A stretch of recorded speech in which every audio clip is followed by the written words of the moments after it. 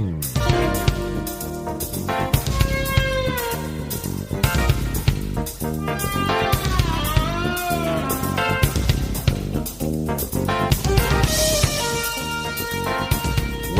to the More Perfect Union, the podcast that offers real debate without the hate. From the right side of the political spectrum, we have DJ McGuire, a progressive conservative from Suffolk, Virginia. And from the left side, we have Greg Matuzak, a common-sense liberal with only one embarrassing picture from my past. More on that later, I think. From Cincinnati, Ohio. I am Rebecca Kushmiter, a progressive feminist who is rooting against the Patriots today from Kensington, Maryland. And I'm Kevin Kelton, a passionate moderate from Los Angeles, so you knew who I was rooting for. But we're recording this before the Super Bowl. By the time you're hearing it, the Super Bowl is over, so we won't spend a whole lot of time making predictions. But we will talk a little bit about the whole American culture around Super Bowl Sunday toward the end of the podcast. We want to remind you that the More Perfect Union podcast is brought to you by Blinkist, the app that lets you fit reading into your life. And we also want to remind you that our website, moreperfectunionpodcast.com, is there where you can find host bios and commentary that we occasionally put up. And we encourage you to go to iTunes and give us a rating, maybe post a written rating or review of your own. And please tell your friends about us on your Facebook newsfeed and Twitter feed so that others can find us as well. Gang, this is Super Sunday, but the super scandal of the weekend is not about football. It's about blackface, and particularly a photo discovered in the medical school yearbook of one Governor Ralph Northam of Virginia. DJ, since that's your home state, I think it's only fair to let you go first. Blackface, pro or con? I was only kidding. You're going to lob a softball at him to start. That was easy. I just wanted to get you into trouble, DJ. No, that's quite all right. I get myself in enough trouble as it is, but thank you for helping. No, seriously, there is an argument, I don't know if I would make it, about how much leeway we should give for somebody who may have made one mistake in 1984.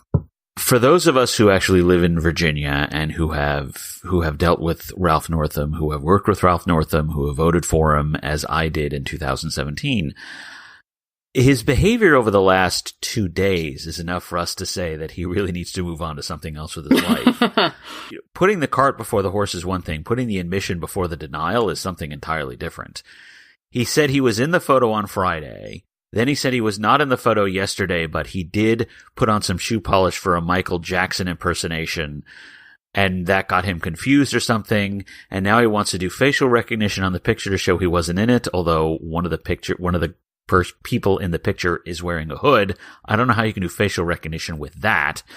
And then he almost broke into the moonwalk at the explanatory press conference on Saturday until his wife told him not to. This was just horrific damage control. As I said at one point, even his press release where he admitted to it before he denied it on Friday was essentially pumping liquefied natural gas into the fire. It was just absolutely awful. It was 2 or 3 lines about how he was sorry and then 2 paragraphs about how great he was. And it's just, it was, we're all just sitting back wondering, how on earth did this man have enough political acumen to get elected statewide twice? What the hell has been going on here that this actually happened? And right now we don't know. Right. That was a disaster of a press conference. You're absolutely right. And I want to just add that, Greg, since you are one of the country's premier Michael Jackson impersonators, I'd love to hear your take on this. So there's 2 things. One, DJ's right. 35 years of public service and doing the right thing. When I first heard this, I pulled my kids out and I said, here, this is why we don't put stupid things out on the internet. Yes. My cousin showed me a picture of me when I was 8 years old, and I have a T-shirt on that's a neighbor, someone gave me, that says the South will rise again, and it's me in a Confederate flag. And he always says that this is the picture that's going to ruin my career someday. But I was 8, and I'm going to get ahead of this now. I didn't know. But in all seriousness, this is what Northam should have done. At some point, he should have told someone, hey, at one point in my life, I did blackface. And all candidates go through this process where they sit down with people they trust, their managers, their staff, somebody, and said, this is everything bad I've ever done. Okay? And these are the things we need to get ahead of, and these are the things that we didn't do. And they say, well, this is stuff that if it gets out, we are really in trouble, so we should get ahead of it. Ralph Northam's record on these issues is fairly good. Right. He has a fairly good record on this. Now, whether or not that fully absolves you from doing something like this when you are 25 years old, and remember, this is a medical school yearbook, not a high school yearbook. Right. He was 25 at this point. That is an open question. I am not going to answer the question as to whether or not Ralph Northam could have survived if he simply said, yes, I did this, I am so sorry, and thrown himself at the mercy of the public. Because I don't know, because Ralph Northam did not do that. He first came up with some ridiculous ham-hock, half apology, half defense, and then went from apology to denial to whatever the hell that was on yesterday afternoon. It's bad. So, yeah, exactly. I'll answer that for you, sorry. Yeah, thank you. So we really cannot answer the question yet in 2019 of, is this disqualifiable? Because we don't really need to answer that with Ralph Northam. Because what he did yesterday was disqualifiable. Period. Well, what Greg was saying about, sitting down and disclosing everything in your past, that's actually a pretty standard practice, at least on presidential campaigns, to hire a firm to do the oppo research on your own candidate so that we know what the opposition is going to dig up on your candidate. And actually, Trump refused to do that. And that's why so many things took his staff by surprise over the course of 2016. But Northam apparently didn't do this for himself, claims not to have known that the yearbook existed, which seems weird since he clearly submitted photos for it. And yeah, we all talk about you can't share dumb things on the internet, but there's a permission zone of dumb. I mean, your spring break photos from sophomore year in college shouldn't be disqualifying because, come on, that's just normal dumb behavior. But blackface is a different thing. So it's not don't share too much on the internet. It's don't be a fucking racist. It's not hard not to do that. My take on this is that he put out an honest statement the first night, which was probably the truth, that he probably is one of the people in that photo. I think when he and his staff saw the response to that statement, they knew that that stance was absolutely untenable, that he could not survive under the premise that, yes, I was one of those two people, but gee, I'm sorry about it now.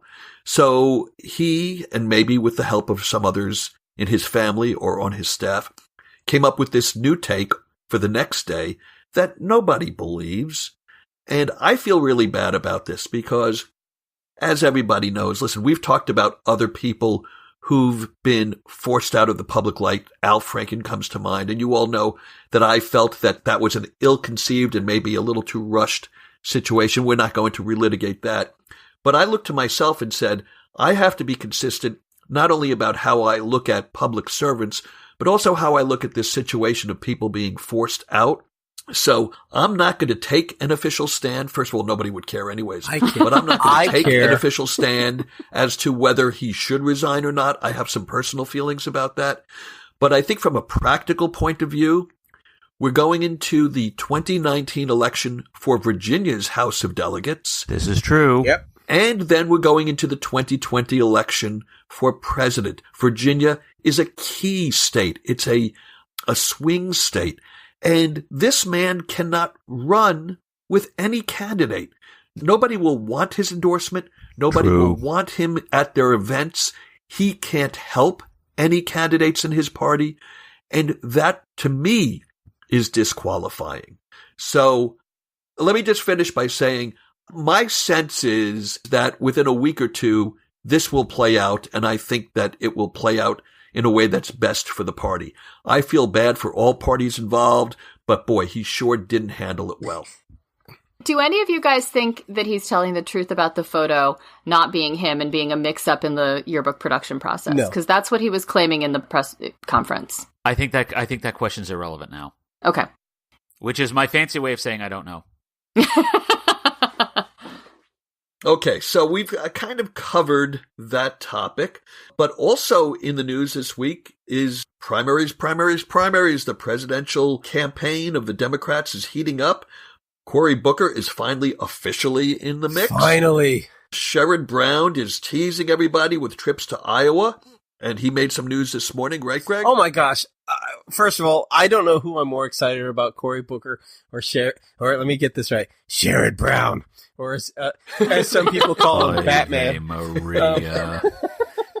That's because he has a gravelly voice. Yes, Greg I'm so excited. If you have not heard Sherrod Brown read his books on tape series, it's awesome. It's him talking like this, him narrating a Batman movie.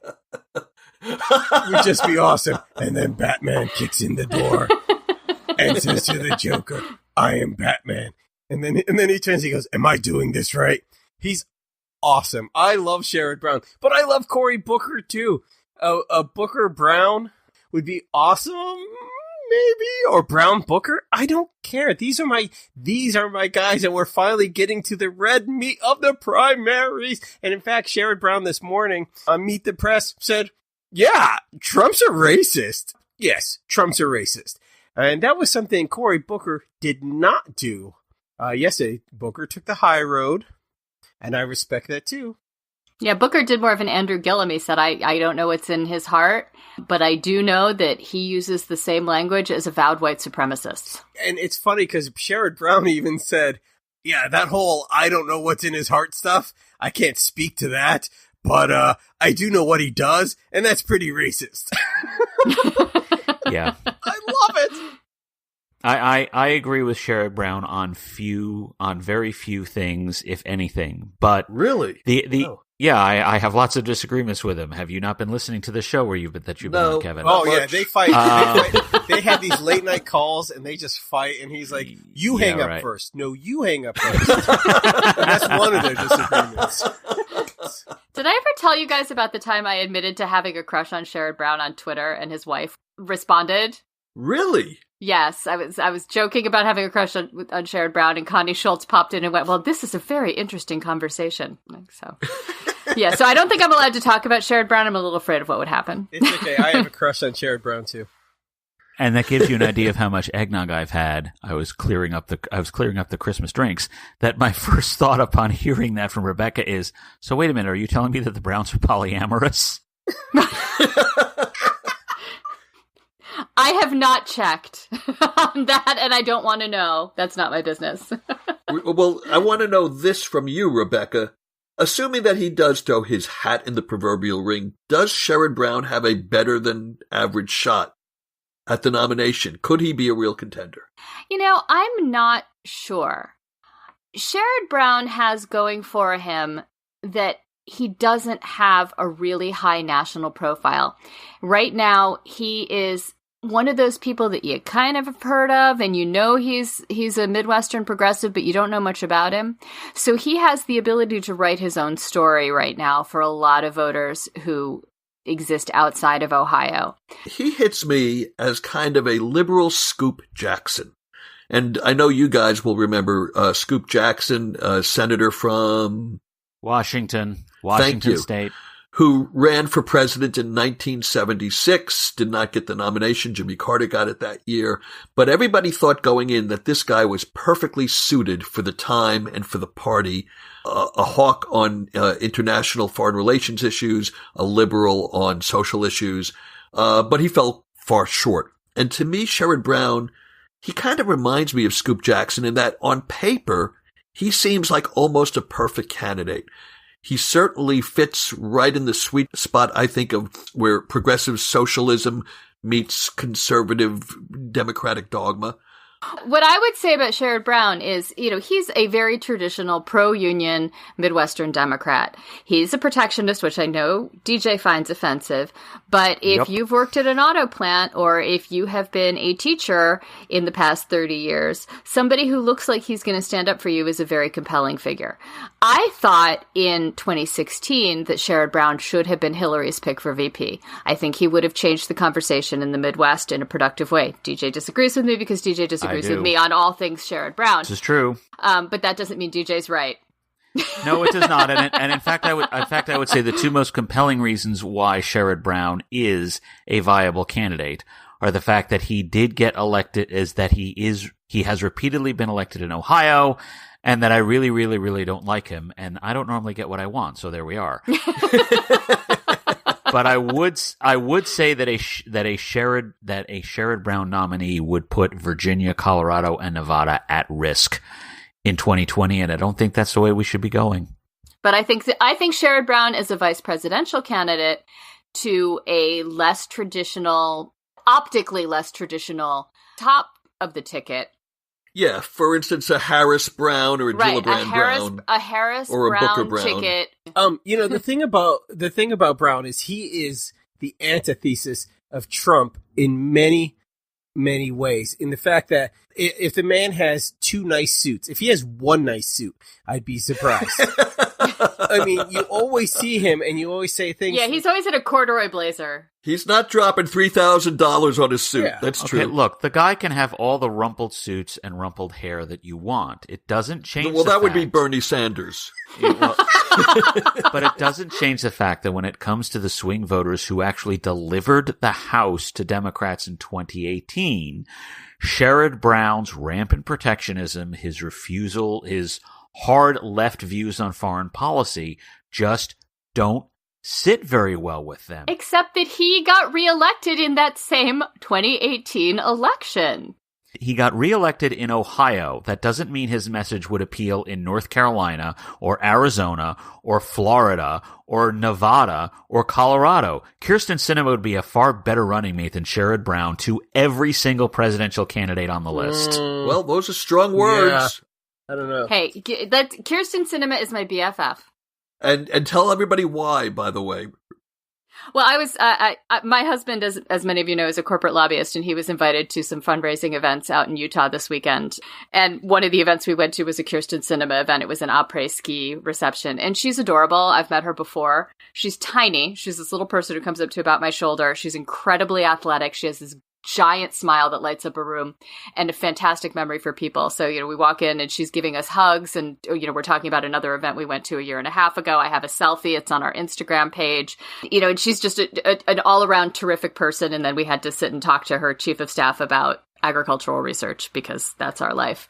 And then later that day you met? Later that day, I was at a dinner hosted by Steny Hoyer, the House Majority Leader. He is second to Nancy Pelosi in the House. And again, Steny's someone I've met before, and he is one of the loveliest human beings ever to serve in politics. He's kind, he's funny, he's warm, he's just exactly who you want representing you, as a constituent from his district of Maryland, which is a little south of mine. And, I got a selfie with him and weirdly, I look better next to Sinema than I do next to Steny. I don't know how that worked. Maybe it was the angle of the selfie. And I want to point out that both those photos are on our Instagram page, MPU Fan Club. And the other thing I want to say that out of that entire monologue that you just gave, Rebecca, probably the only one that anybody really heard and took in was that your husband is a corporate lobbyist. That right there, you'll never run for president. Yeah, you might as well have a T-shirt that says "The South will rise again" or something. Yeah, no, there are a lot of reasons. Yeah, no, my husband used to work on Capitol Hill. He worked for various members of Congress, and then he was on the Senate Ag Committee, and he eventually took a private sector job lobbying for agriculture interests. He's an expert in agriculture and agricultural biotech specifically, and he speaks for farmers. And you may not like non-conventionally grown products, but that is a major industry in this country, and his job is to go out and speak for their interests. And as a result, we've gotten to meet some cool people and do some cool things. And real quick, and we've talked about this before, about doing an entire episode about how there are good lobbyists out there, and then there are bad lobbyists. Let's get back to senators from Ohio. Oh, yes. Because the other senator from Ohio. There's another one, and he did a thing. Yes, there is another one, and he is Rob Portman. He is not running for president. He is in fact chosen to endorse Donald Trump in 2020 because he's an idiot. Greg, please expand on that. No. First of all, as I have said many times on this program, Rob Portman is a whore. Okay, and chances are, after his endorsement, Donald Trump probably just left the money on the night table. He is the worst senator, and not just from Ohio. I have such a beef after the Betsy DeVos endorsements, and after everything, he always says the exact same thing.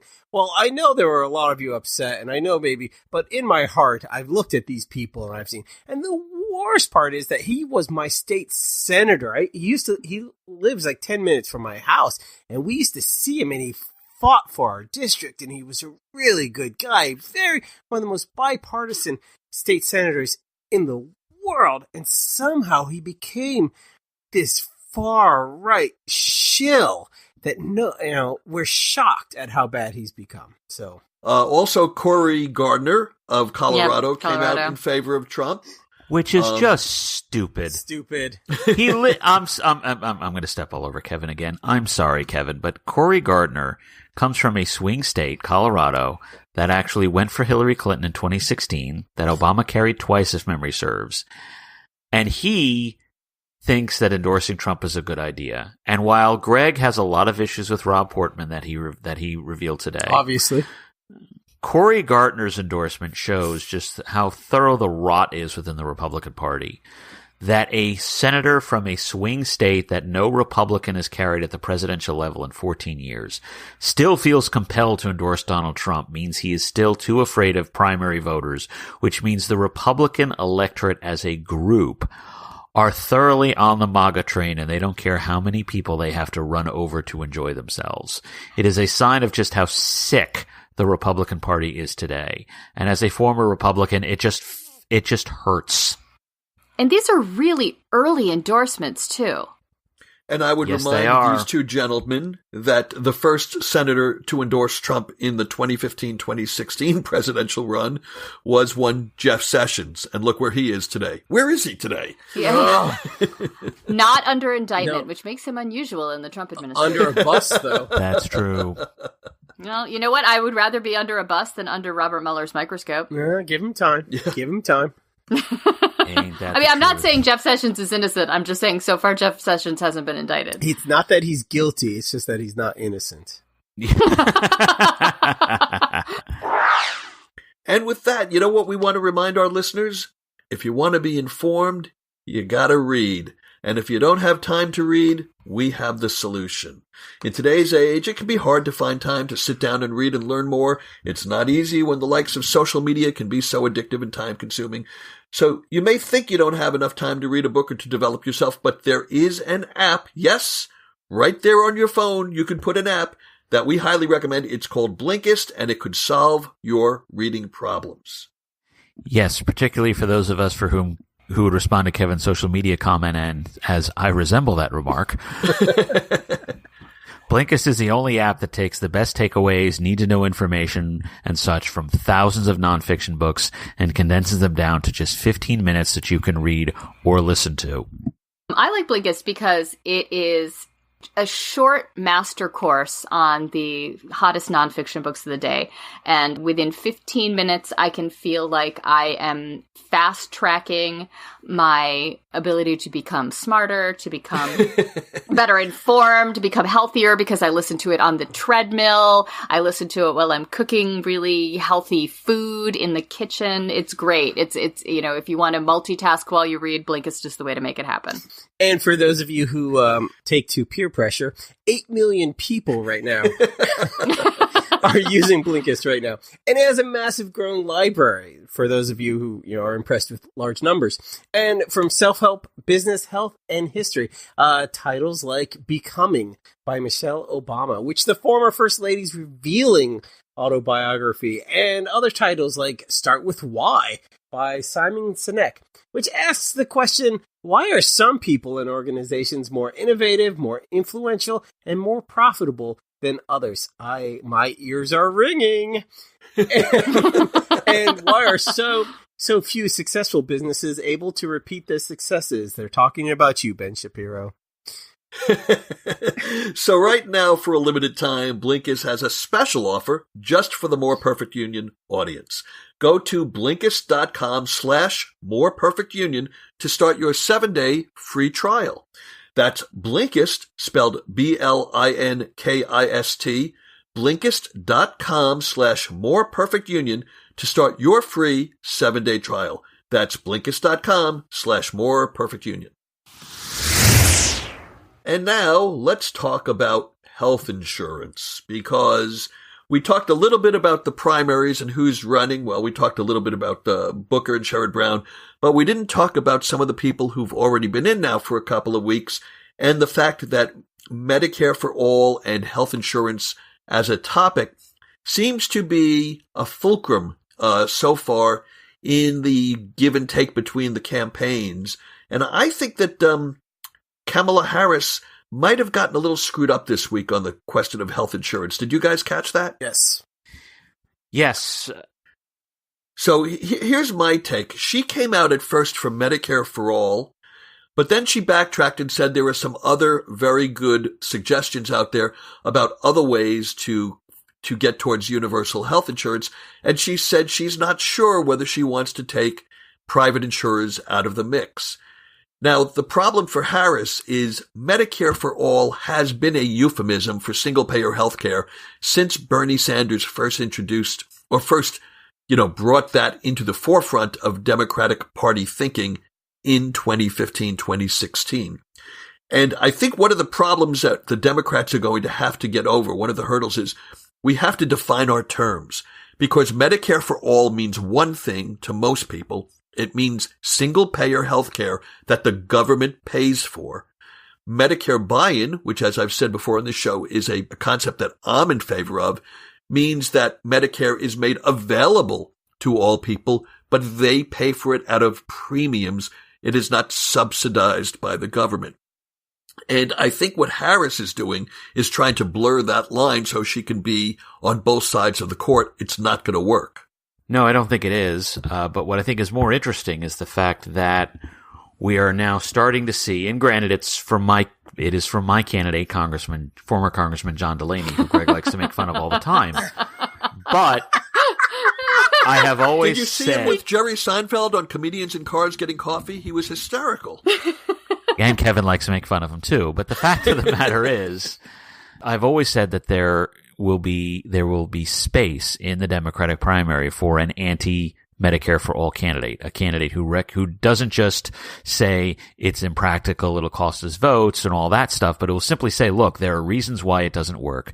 There are reasons why you can do universal health care without it, and there are reasons why it can actually be damaging to a lot of people. And John Delaney is that candidate right now. He has repeatedly provided the most detailed and pointed criticism of Medicare for All while presenting his own plan for getting to universal health care. Now, I am assuming that if Mike Bloomberg does run, that he would take up the anti-Medicare for All lane. If Joe Biden runs, Michael Bloomberg won't run. I don't know if Biden will necessarily oppose Medicare for All. He has been silent on that. But I do know that there are going to be a lot of voters, including a lot of Democrats, who are not going to be happy with the idea of eliminating private health insurance.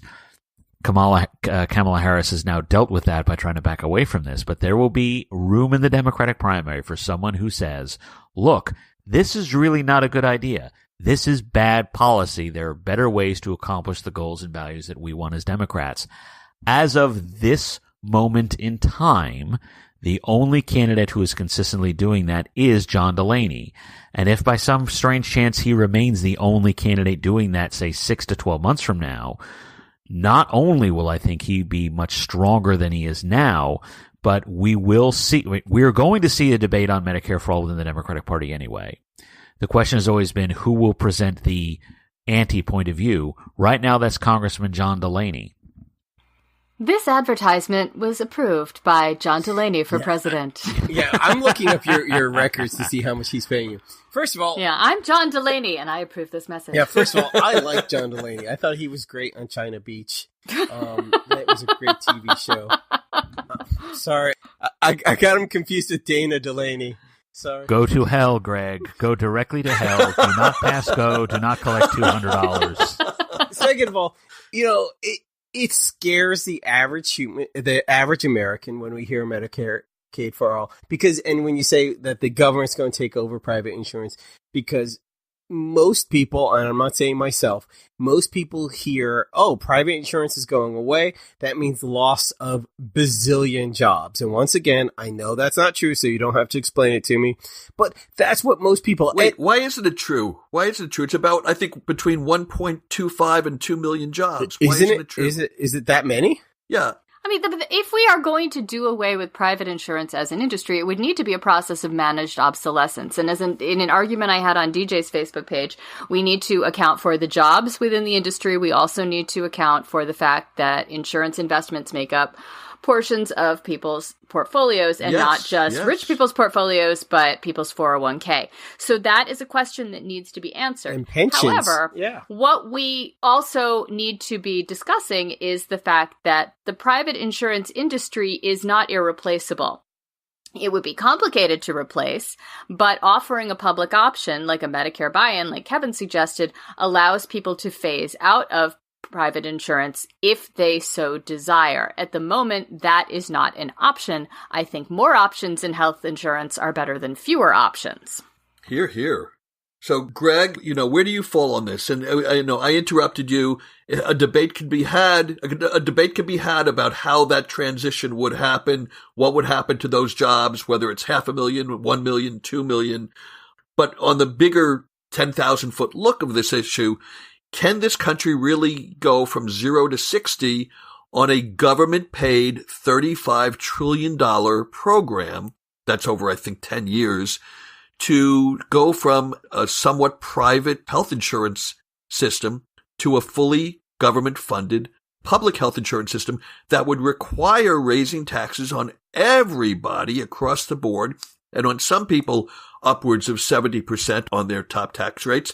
But even on people making their $30,000, $40,000, $50,000 a year, they would have to pay more. Well, no, but if your taxes were replacing the premiums you're paying... The question was to Greg. Oh, sorry. I'm going to... It's okay. We look a lot alike. Playing the role of Greg Matuzak right now is Rebecca Kushmiter.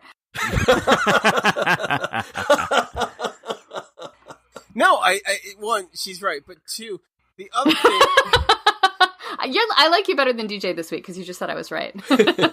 I trimmed. I got a haircut. But two, we've talked about this with healthcare for years, and this is, unless we have a better plan with everything down to the 0 digit, something like that, America's not going to go for it. We can't say we've got this sort of plan, and like you said before, and this has to go all the way down. I've got this kind of plan, and we're going to phase out 1 million jobs, maybe 100,000, but we'll work out the details later. No one's going to go buy that. This whole concept is never going to sell, because someone's going to say, well, that's not going to work. Everything sounds good. A 19-bedroom mansion sounds great to have until you see the price tag, right? A luxury Rolls Royce sounds like a nice to have until you see the price tag. People don't understand yet what Medicare for All will cost them in terms of taxes. And there isn't a Democrat, well, maybe Ocasio-Cortez and Sanders, maybe they don't fall into what I'm about to say, but most of the presidential candidates will not be honest with people and tell them, if we go this route, this is what it's going to cost you. And we could have an argument about whether you're going to come out ahead because you're not paying insurance premiums, you're not paying deductibles, and you're not paying co-pays, versus what additional monies you're going to pay in taxes. I personally don't believe it balances out, but until they can show us and prove it to us, there is no argument, because you can't decide whether you can afford something if you don't know what it costs. Right. The other thing is that is not really talked about is not just in terms of the money that is going out, but the money that is going in. Medicare, in particular, pays doctors and hospitals less than commercial insurance does, considerably less. Under the Medicare For All plan, that's Sanders legislation, which is what we're basing this on, it would be the payments to doctors and hospitals would be 40 to 60% less than what commercial insurance agrees to. Putting that kind of price cap on medical services means you're going to have fewer doctors. It means you're going to have fewer hospitals. It means you're going to have fewer available options for medical care in this country. You can give insurance to every man, woman, and child in America, but if it means fewer doctors and fewer hospitals, it means less health care for the average American, period, end of paragraph, last page of the book. That is something that is still not really even been discussed, even among those few people who are willing to discuss and argue about Medicare for All, except John Delaney. You're right, DJ, and I want to build on that thought because I totally agree with you. People haven't factored in that the prime doctors, the top specialists, even the middle-level specialists, they're just not going to accept it. And you can't mandate that they accept Medicare. They'll just say this practice doesn't take Medicare. We're going to give you a bill. You're going to pay what what our fees are. And then you can submit this to Medicare and see what they'll cover. And it will be a fraction of what you'll have to pay for the top specialists. So if your child has a very tricky cancer or any type of malady that has to be treated, and you want to go to a specialist in your area who is well recommended, they may not take the Medicare for All plan. In fact, I guarantee that most of them won't. So people who think that this is just an easy fix for the medical system that we have now, for the health system that we have now, they're in la-la land. It's not really feasible. No, you're not wrong. But again, this gets into the idea of managed obsolescence, of creating a comprehensive plan that replaces our current system. We tried to do it with Obamacare, and we came up against various roadblocks. So are we ready to kick some of those roadblocks down and take Obamacare further towards some natural conclusions? I don't know if we're ready. I know what kind of a hybrid system I would like to see in existence, but, nobody's electing me to shit. Well, what is the kind of hybrid system you'd like to see? I like what the British have, where there's the comprehensive national health service that's accessible to anybody. But if you want to take it up a notch, you can buy private health insurance to supplement that. Right, like Aflac. We're in agreement. I've been pushing for Soylent Green for years. Yeah, but it's people, Greg. Yeah, that's not the same thing. No? That's what happens when you join the Green Party. Damn it. Hey, let's talk a little bit about the DHS. They're still in the news. Apparently, there were even more kids separated from their parents than has been previously, copped to by the administration. And a lot of them, they still can't manage to locate. What's going on there? All right, we need AOC on this quickly. We need congressional hearings. We need people dragged into court. We need, subpoenas. Why AOC? Because she's awesome. She will get to the bottom of this. She don't care. She's like Honey Badger. Oh my God, I was about to say Honey Badger. We're synced. Homeland Security and I believe Health and Human Services too have been sued by the ACLU. And the ACLU's lawsuit is basically find all these separated kids and tell us where we can get them so that we can, reunite them with parents and things of that nature. And the response of the departments has been, well, we never really tracked them. There are thousands of them, and that got everybody to say, wait, thousands? What? This is news. You didn't tell us there were thousands before. And they said, well, we really lost track of them, and unless Congress gives us a whole bunch of money, we're not going to be able to ever find them, so there's really no point in asking us, right? Yeah, that's actually what happened, people. That's, monstrous. Yeah, I just want to throw up when I think about things like this. That's like Boys from Brazil. Monstrous. Yeah, and aside from the fact that it's on a humanitarian level, it's monstrous. From the practical political side, let's go give Department of Homeland Security an extra few $1 billion so they can be diverted from what we actually appropriated it for to the wall that Trump wants to build once he declares executive, action or whatever it is, national crisis. That ain't going to happen either. Yeah, the national emergency to take all the Milcon money to build a wall. Right. Yeah. Well, finally, I want to move on because we're running out of time. And we've been talking about some fun political stuff here, but there's an existential threat to the world that is going on just in front of our eyes here, with the U.S. potentially withdrawing from the anti-nuke treaty with the Russians that has been in place since the Reagan administration. And DJ, I know that you're a big fan of pulling out of that treaty. Why don't you tell everybody why? I'm kidding him again, by the way, ladies and gentlemen. Yes. I am being tongue firmly in cheek. Yes, of course he is. This is the Intermediate Nuclear Forces Treaty, the 1987 treaty Reagan signed with Gorbachev that really sort of heralded the end of the Cold War. Well, the Russians have been having some fun with the treaty, sort of poking at it and bending it, and in some cases trying to find loopholes in the treaty to do various stuff. So the Trump administration's response is, you know what, we're just going to pull out from the treaty and let you do whatever the hell you want. It took about a week for everyone to say, wait a minute, this is not in our interests. This is going to let Russia do whatever we want, whatever they want. Russia would love to see this treaty go away. Why is Trump doing this? Because, of course, the national security correspondents don't speak to the rest of us because, they're all out in their own little world. So when the national security correspondent said, wait, we don't understand. Why is Donald Trump, why is the president withdrawing from a treaty and setting up a policy so that it would help the Russians immensely? The rest of us were like, have you not been paying any effing attention to what's been going on? And then they kind of went, oh, right. This is dangerous. This is the United States basically saying, oh yeah, we're fine with a nuclear buildup in Europe, when Europe is not fine with a nuclear buildup in Europe, by the way. Ostensibly, we want to pull out of this treaty because it restricts our ability to project militarily against the Chinese. Never mind the fact that Beijing and Moscow are thick as thieves now, and so if you let Vladimir Putin do whatever the heck he wants, Beijing is just as happy.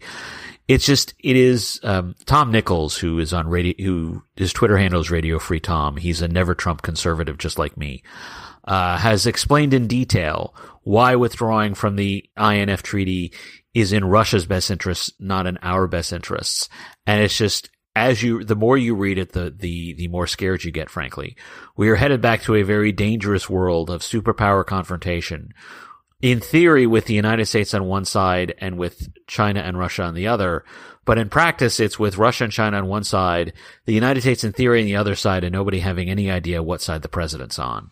That's where we are, folks. Oh, I think we know what side the president's on. He's bought and paid for. Yeah, there's little doubt in my mind that this came up in these secret meetings between Trump and Putin, and that Putin was in favor of this. Yeah. I'm not exactly 100% sure why, but there's no doubt in my mind that Putin planted this seed in Trump's head, that Trump is following through on some, Machiavellian idea that the two of them have concocted. I do know this. The Soviet Union derived most of its political power from its massive nuclear arsenal. That power has diminished over the last 20 years. Putin wants to get back the prestige of the glory days of the Soviet Union. Maybe he sees the expansion of his own nuclear arsenal as a path towards that day, that goal. So whatever it is, and again, smarter people than I could probably analyze this, but I guarantee you that this is not, that Putin isn't sitting there going, what did Donald, my friend, do to me? He backstabbed me. These two people sat down and plotted this out. Right. And they've actually done intelligence reports every day. Which Trump won't read. Thank you. And they say, hey, this is what it is. And our leader, our president, says he doesn't read these reports. He doesn't. And in fact, he then criticizes the intelligence briefs and says, I don't read them, and these intelligence briefs are wrong because I'm smarter than all you guys and your massive agencies and your spy networks and your satellite doohickeys. That's insanity. So obviously, we just need to see the P-tape. Just show us the P-tape. Just show us the P-tape and get it over with. I mean, but like Putin within 2 days was coming out and literally saying that they're developing new mid-range nuclear missiles because now they can. With nobody watching or criticizing them for it, he's like, hey, hall pass. Yep. And finally, so listen, we know that by the time you're hearing this, you know who won the Super Bowl. We're about to wrap up this podcast so we can go watch it. But I want to ask everybody, tell us a little bit about your game day, habits, your game day, your traditions, your favorite snacks. What do you like to do to enjoy the Super Bowl? So in Cincinnati, there's this thing called Cincinnati chili. And if you've never had Cincinnati chili, have you ever had it? No. Anybody? Cincinnati chili is made, there's no beans in it. And I like it already. Cinnamon and right, there's cinnamon and there's chocolate, and we put it usually over spaghetti with cheese, or we put it on hot dogs. And that's how we eat it. It's called Cincinnati chili. And on game days, we make Cincinnati chili dip, which is cream cheese, chili, and then cheese. And so we'll make a big pot of that, and I'll eat it all, and then I'll feel bad about myself. I'll look in a mirror, and I'll say, "You're fat!" So that's pretty much my game day routine. Oh, and then I'll watch some commercials, and I'll say things like, "It was better with Prince at halftime." That's about it. Well, everything was better with Prince at halftime. Everything was better with Prince. God bless his soul. You add Prince to anything and it gets better. For years I've been saying that my Super Bowl loyalty is always for nachos and beer, and that's my team. That's who I root for every Super Bowl, and I'm always a winner because you cannot lose with nachos and beer. I'm actually going to be cowboy. I'm telling you. I'm also going to be making this year a buffalo chicken spinach artichoke and cheese dip that is really quite outstanding. Wow. Gosh, now there's 2 places I wish I was today. And DJ, make me want to be at your house. What are you guys going to do? Well, actually, this year we'll be, we probably will be watching the game because my father-in-law is coming by the house with his new date, so we'll be going out to dinner with him. His new date? Just for those of you who are not aware, my mother-in-law actually passed away before I met my wife, and my father-in-law responded by remarrying to a complete psychopath. But they're divorced now, so so that's over with. So we're not really sure what's going to happen this evening, but normally it's nachos and cheese or stuff, or just watching the game. And I think we have the first segment for our rundown next week is, what is DJ's father-in-law's new date like? I want a full reporting next Sunday. And DJ, my suggestion is please take a selfie with Aura's dad and his lovely date, and we'll put that on Instagram. They'll never know that the Instagram page exists, but our fans can check her out and judge her on their own. Yeah, let's just say Oy vey Maria. And we want to thank everybody for listening. Please follow us on Twitter at #MPU Podcast and on Facebook at facebook.com/More Perfect Union Podcast. And please share our link on your Facebook timeline and on Instagram and on Twitter so your friends can discover us as well. And if you like political debate, or if you like our recipes and would like to share some of those with us, we're in a couple of Facebook groups. One is called Open Fire Politics. The other one is called Open Fire Food, Spirits, and Fitness. And a third one is called Open Fire Sex and Relationship. You can come to any and all of them and talk about us. You can talk about our politics on Open Fire Politics. You can talk about our recipes on Open Fire Food and Fitness. And you can talk about DJ's father-in-law's date on Open Fire Sex and Relationships. So we meet all of your Facebook needs just in the Open Fire family. And with that, since the game is already over, Greg, predictions on who's going to win? I have huge money on Team Fluff. You're talking, of course, about the Doggy Bowl that's happening tonight. Puppy Bowl 15. Thank you very much. Let's get it right. I'll tell you what, there's a loan shark who will break my legs if Team Fluff doesn't come through.